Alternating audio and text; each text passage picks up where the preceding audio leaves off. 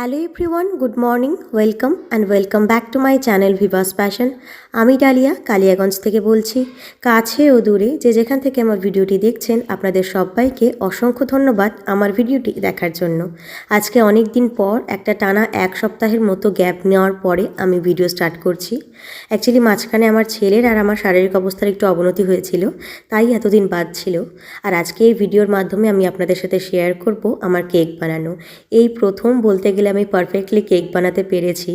এর আগে আমি আমার মায়ের জন্মদিনে একবার কেক বানানোর চেষ্টা করেছিলাম, তবে সেটা একদমই ভালো হয়নি। আর সেই কেক বানানোর এক্সপিরিয়েন্সটা আমি টোটালটা আমার ইউটিউবে শেয়ার করা আছে, সেটা দেখতে পাবেন যে আমার মায়ের জন্মদিনে আমি কেক বানিয়েছিলাম, কি জঘন্য হয়েছিল, সেটা আমি ভিডিওতেও শেয়ার করেছি। তবে আজকে এই প্রথম আমি কেক বানালাম, আর তাও এত পারফেক্টলি হবে সেটা আমি ভাবতে পারিনি। তো গোটা প্রসেসটা এই ভিডিওতে আমি আপনাদের সকলের সাথে শেয়ার করব। আর আমার সকল নতুন দর্শকদের উদ্দেশ্যে বলছি, আমি কিন্তু প্রত্যেক মঙ্গল, বৃহস্পতি, শনি, রবি এই 4 দিন ব্লগ আপলোড করি আমার চ্যানেলে।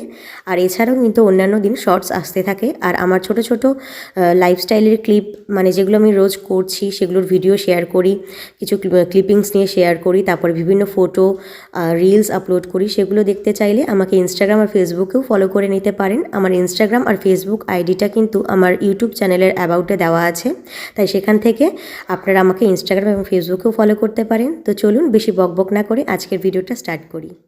আমি যেগুলো অর্ডার করেছিলাম, বেকিং সোডা, তারপরে বেকিং পাউডার আর চকলেটের কোকো পাউডার, সমস্ত কিছু আমি কন্টেনারে ভরে রেখেছি দুপুরবেলা। আর এখন সন্ধেবেলা আমি একটা কাগজ কেটে নিচ্ছি, যে মোল্ডের মধ্যে আমি বানাবো সেই মোল্ডের মধ্যে একটা পেপার দেবো, তো তার মাপে একটা কাগজ কেটে নিলাম।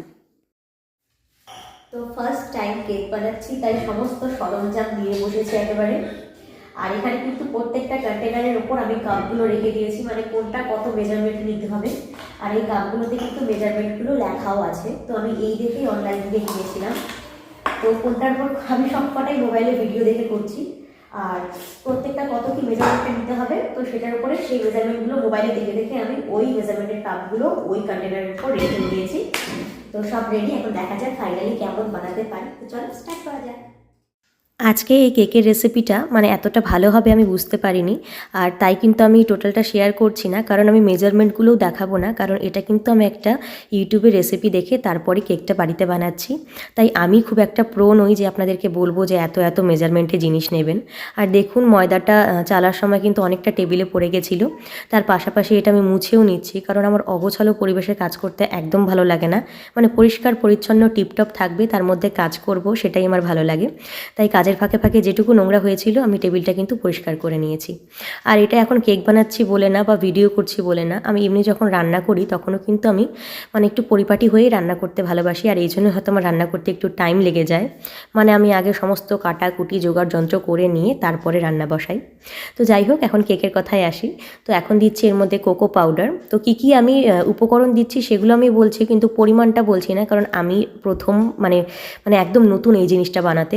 তো পরিমাণটা হয়তো আমি একটা ভিডিও দেখে বানিয়েছি, আমার ক্ষেত্রে ঠিক হয়েছে, আপনাদের ক্ষেত্রে কেমন হবে, তাই পরিমাণগুলো বলছি না, তবে উপকরণগুলো আমি বলছি। আপনারা এরকম অনেক ভিডিও পেয়ে যাবেন। আমার এটা ফার্স্ট এক্সপিরিয়েন্স, আর আমি চেয়েছিলাম সেটা শেয়ার করতে, তাই শেয়ার করলাম। কোকো পাউডার দিয়েছি, এখন এর মধ্যে দেব হচ্ছে বেকিং পাউডার, আর তারপরে দেব হচ্ছে বেকিং সোডা। আর এই যে চামচগুলো, এই চামচগুলো কিন্তু আমি অনলাইন থেকে কিনেছি, আর প্রত্যেকটা চামচের গায়ে কিন্তু এটার মাপ লেখা আছে। আর আমাকে ভিডিওতে যেভাবে যেভাবে বলে দেওয়া হয়েছিল, তো সেভাবেই আমি করছি। আর এখানটা এগুলো সমস্ত গুঁড়োগুলো ভালো করে চেলে নিয়ে এখন আমি ভালো করে এটা মিক্স করে নেব। আর তার মধ্যে দেবো চিনি। এবার অনেকে কী করে, চিনিটা হচ্ছে গ্রাইন্ডারে একেবারে বেটে দেয়, মিহি হয়ে যায়। তবে আমি কিন্তু বেটে দিইনি, আমি গোটা চিনির দানাই দিয়েছি। অনেক ভিডিওতে দেখছি তারা হচ্ছে চিনিটা ব্লেন্ড করে দিচ্ছে, একেবারে গুঁড়ো হয়ে যাচ্ছে। আবার অনেকে গোটাই দিচ্ছে, তো আমি গোটাই দিলাম। তো গোটা দিয়েও কিন্তু খেতে খুব খারাপ হয়নি, ভীষণই ভালো হয়েছিল। আর তারপরে এখানে দুধ দিয়ে দিলাম। আর আমি কিন্তু এটা একদমই ডিম ছাড়া আর ওভেন ছাড়া বানাচ্ছি। ওভেন বলতে মাইক্রো ওভেন আমি ইউজ করছি না, কারণ আমার বাড়িতে নেইও, আমি কিভাবে ইউজ করব। আর ডিম দিচ্ছি না, তার কারণ পায়েল আর মা এরা দুজন ডিম খায় না। আর তার মধ্যে এখানে দিয়ে দিলাম সাদা তেল। তো সমস্তটাকে খুব ভালোভাবে ফেটিয়ে নিতে হবে।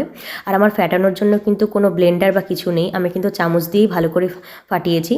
আর তারপরে এখানে কেক মোল্ডের মধ্যে আমি একটা সাদা তেল দিয়ে দেবো, একটু সাদা তেল, আর তার মধ্যে যে কাগজটা কেটে আমি মোল্ডের সাইজের একটা কাগজ কেটে নিয়েছিলাম যাতে কেকটা আটকে না যায়। এর আগের বছর যখন মায়ের জন্মদিনে কেক বানিয়েছিলাম তখন কিন্তু এই কাগজ না দেওয়ায় আমার কেকটা অনেকটা আটকে গেছিলো তলে।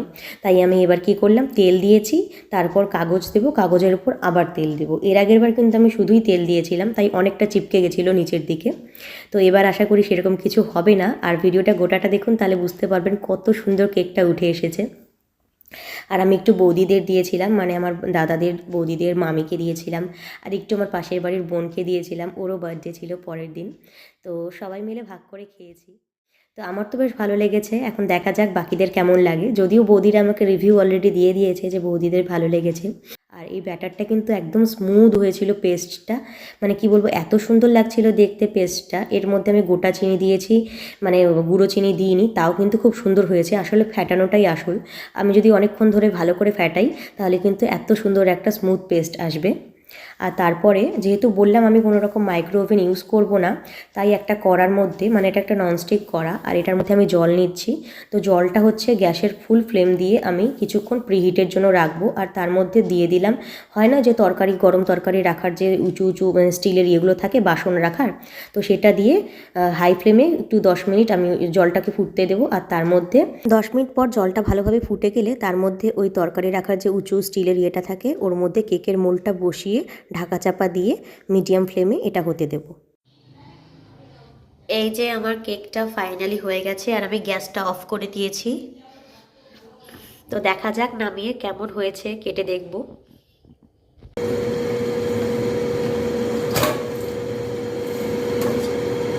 ওয়াও, সুন্দর করে উঠছে। ওয়াও,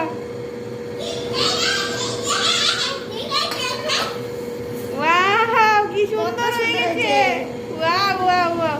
একটা কথা আমি মেনশন করতে ভুলে গেছি, যদি আপনারা এটা ননস্টিক কড়াতে বানান আমার মতো, তাহলে কিন্তু দেখবেন ননস্টিক কড়ার যে ঢাকনাটা থাকে বা যে লিডটা থাকে তার মধ্যে একটা ফুটো থাকে, সেটা কিন্তু আমি আটা দিয়ে ভালো করে বন্ধ করে দিয়েছিলাম, যাতে মানে কাচের যেহেতু হয়, যাতে আমি বাইরে থেকে দেখতেও পাই কেকটা হচ্ছে কিনা, আর হাওয়াও যাতে না বেরোয়।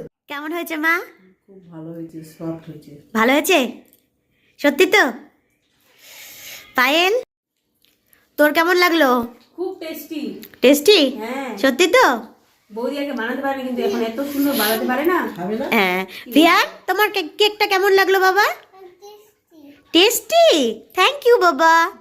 ইয়ামি। ও, এবার এটা হচ্ছে বৌদিদেরকে দিয়ে আসবো, একটু বড় মামিদের দিব। তো এর আগে আমি আরেকবার কেক বানিয়েছিলাম, তো এবারের কেকটা সত্যি কথা বলতে একদম ভালো হয়নি, পুড়ে গেছিলো আর নিচের জায়গাটা অনেকটা লেগে গেছিলো। আর এবার কেকটা ভীষণই সফট হয়েছে, খুব সফট হয়েছে আর খুবই ইয়ামি হয়েছে খেতে। তবে মিষ্টিটা একটু কম হয়েছে, মানে চিনিটা আরেকটু দিলে ভালো হতো, যেটা মা বললো আমাকে যে চিনিটা আরেকটু দিতে পারতিস। তো এমনি কিন্তু খুবই ভালো হয়েছে। আমি আশাও করিনি যে এত ভালো বানাতে পারবো। তো একটু একটু করে করার চেষ্টা করছি। আর এর আগেও একবার বানিয়েছিলাম, তো বললাম যেটা ভালো হয়নি, তো এবার ভালো হয়েছে। তো এবার ভালো হওয়াতে আমি ভীষণ ভীষণ ভীষণ খুশি। তো ভিডিওটা যদি ভালো লাগে তাহলে অবশ্যই একটা লাইক করবেন, আর চ্যানেলে নতুন হয়ে থাকলে চ্যানেলটা সাবস্ক্রাইব করতে ভুলবেন না। দেখা হচ্ছে পরের ব্লগে। বাই।